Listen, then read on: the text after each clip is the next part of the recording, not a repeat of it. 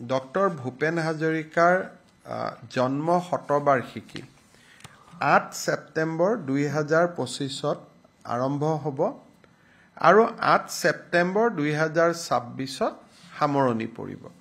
অৰ্থাৎ ডক্টৰ ভূপেন হাজৰিকাৰ জন্ম হৈছিল 8 ছেপ্টেম্বৰ 1926 চনত আৰু 2026 চনত শতবৰ্ষ হ'ব আৰু তাৰ এবছৰ আগৰ পৰা আমি বছৰজোৰা কাৰ্যসূচীৰে ৰাজ্য চৰকাৰে ডক্টৰ ভূপেন হাজৰিকাৰ শতবাৰ্ষিকী পালন কৰিবলৈ সিদ্ধান্ত গ্ৰহণ কৰিছে।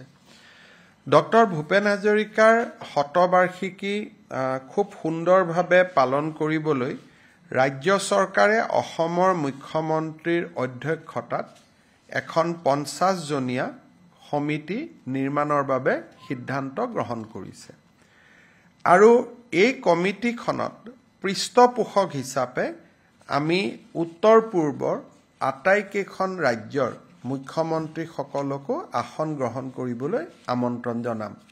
অৰ্থাৎ অসমৰ মুখ্যমন্ত্ৰী সভাপতি হ'ব, বাকী 7খন ৰাজ্যৰ মুখ্যমন্ত্ৰী এই সমিতিখনৰ পৃষ্ঠপোষক হ'বৰ বাবে আমি আমন্ত্ৰণ জনাম আৰু গোটেই সমিতিখন 50জনীয়া এখন শক্তিশালী সমিতি হ'ব।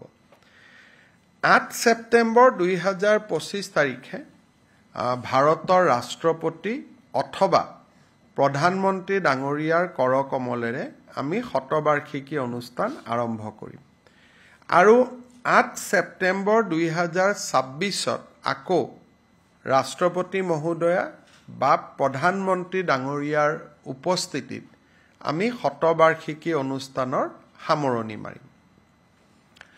অৰ্থাৎ আৰম্ভণি আৰু সামৰণিত নতুবা প্ৰধানমন্ত্ৰী নতুবা ৰাষ্ট্ৰপতি এগৰাকী উপস্থিত থাকিব আৰু তেখেতৰ এই শতবাৰ্ষিকী অনুষ্ঠান আমি এটা অনুষ্ঠান নতুন দিল্লীত কৰিম, আৰম্ভণিটো বা সামৰণিটো, আৰু এটা অনুষ্ঠান আমি গুৱাহাটীত কৰিম, আৰম্ভণি বা সামৰণি। 3টা বিশেষ অনুষ্ঠান আমি কৰিম। এটা অনুষ্ঠান অৰুণাচল প্ৰদেশত কৰিম, য'ত ভূপেন হাজৰিকাই নিজৰ শৈশৱ পাৰ কৰিছিলে। দ্বিতীয়টো অনুষ্ঠান আমি কলিকতাত কৰিম, য'ত ভূপেন হাজৰিকাই তেখেতৰ জীৱনৰ ডাঙৰ এটা কৰ্মজীৱন পাৰ কৰিছিলে। তৃতীয়টো অনুষ্ঠান আমি মুম্বাইত কৰিম, য'ত তেখেতৰ জীৱনৰ শেষৰ সময়খিনি তেখেতে অতিবাহিত কৰিছিল।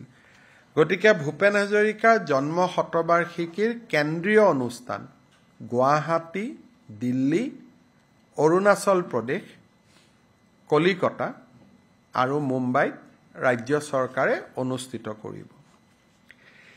এই সময়ছোৱাৰ ভিতৰতে ডক্টৰ ভূপেন হাজৰিকাৰ নামত আমি এটা বিশেষ ইনফ্ৰাষ্ট্ৰাকচাৰ প্ৰজেক্ট এটা নতুবা বিশেষ অনুষ্ঠান এটা তেখেতৰ নামত আমি উৎসৰ্গিত কৰিম। সি ডাঙৰ এটা ষ্ট্ৰাকচাৰ এটা যেনেকুৱা ধৰণে আমি চাম, কোনোবা এখন বিশ্ববিদ্যালয় তেখেতৰ নামত হ'ব পাৰে, কোনোবা এটা অনুষ্ঠান হ'ব পাৰে। আমাৰ 50জনীয়া কমিটিয়ে সেই ক্ষেত্ৰত সিদ্ধান্ত ল'ব। ডক্টৰ ভূপেন হাজৰিকাৰ জীৱনী এখন আমি এই বছৰত 10 লাখ অসমবাসী ৰাইজৰ মাজলৈ আমি প্ৰেৰণ কৰিম। মুখ্যমন্ত্ৰীৰ যিটো নতুন বছৰৰ আৰম্ভণিতে আমি যি গ্ৰিটিংছ পঠাওঁ, এইবাৰ আমি ভূপেন হাজৰিকাৰ জীৱনী এখন অনুৰাধা শৰ্মা পূজাৰী ডাঙৰীয়ানীক ইতিমধ্যে আমি দায়িত্ব দিছোঁ এখন জীৱনী, তেখেতৰ সংক্ষিপ্ত জীৱন বুৰঞ্জী এখন লিখিবৰ বাবে, আৰু সেই জীৱন বুৰঞ্জীখন অসমৰ হায়েষ্ট প্ৰিণ্টেড এডিশ্যন হ'ব। 10 লাখ কপি মুদ্ৰণ কৰা হ'ব আৰু এই 10 লাখ কপি অসমৰ 10 লাখ ব্যক্তিৰ ঘৰলৈ আমি প্ৰেৰণ কৰিম।